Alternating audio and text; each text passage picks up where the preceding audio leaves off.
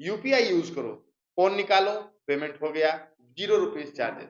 पर फिर भी बैंक स्टेटमेंट देखो तो कभी कभी दिखता है एसएमएस चार्जेस, अकाउंट मेंटेनेंस फी, एनुअल डेबिट कार्ड चार्जेस।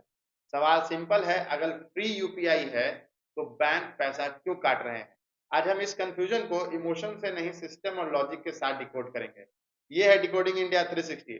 सबसे पहले क्लियर कर लें कि यूपीआई ट्रांजैक्शन फ्री होती हैं, पर्सन टू पर्सन पेमेंट पर कोई एमडीआर नहीं है।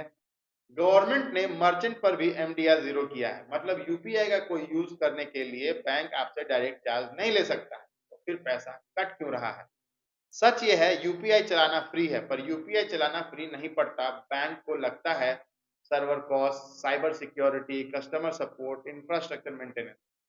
पहले मर्चेंट डिस्काउंट रेट से रेवेन्यू आता था, अब एमडीआर जीरो हो गया, तो इसका रिजल्ट ये हुआ कि बैंक का यूपीआई रेवेन्यू ऑलमोस्ट जीरो हो गया है। बैंक्स इनडायरेक्ट चार्जेस लेते हैं, जैसे SMS alert charges, saving account maintenance fees, debit card annual fees, inactive account penalties. Important बात यह है कि यूपीआई चार्जेस चार्जेबल नहीं होते हैं, ये बैंक सर्विस चार्ज होते हैं। पर यूजर को लगता है यूपीआई के नाम पर पैसा कट रहा है। गवर्नमेंट यूपीआई को प्रमोट करना चाहती है, इसलिए स्मॉल मर्चेंट एमडीआर जीरो कर दिया है, कंज्यूमर को जीरो चार्जेस है।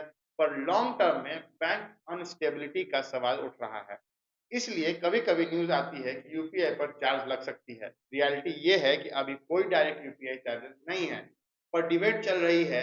एक्सपर्ट बोलते हैं स्मॉल ट्रांजेक्शन फीस रहेंगे, हाई वैल्यू बिजनेस ट्रांजेक्शन और फ्यूचर में चार्जेस आ सकते हैं।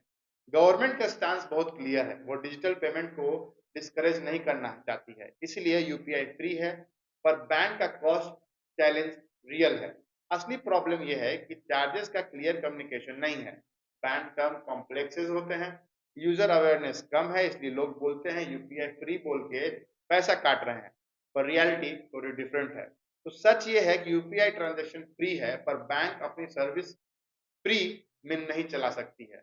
यूपीआई फ्री का मतलब पेमेंट फ्री, सिस्टम फ्री नहीं। अगर आप भी इंडिया के डिजिटल सिस्टम को ऐसे ही सिंपल हिंदी में डिकोड करना चाहते हो तो हमारे चैनल को सब्सक्राइब कीजिए, डिकोडिंग इंडिया 360।